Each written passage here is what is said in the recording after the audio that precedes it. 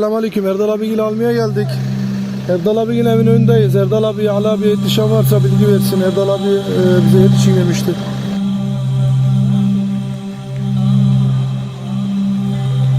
Bizim köydeki. Assalamualaikum warahmatullahi brothers. We've got the blankets and we've got some other things that are now going to fill the rest of the van, inshallah. Almost full, alhamdulillah. So we're going to leave in about an hour. Blankets, all the bread, the food, everything, alhamdulillah, alhamdulillah.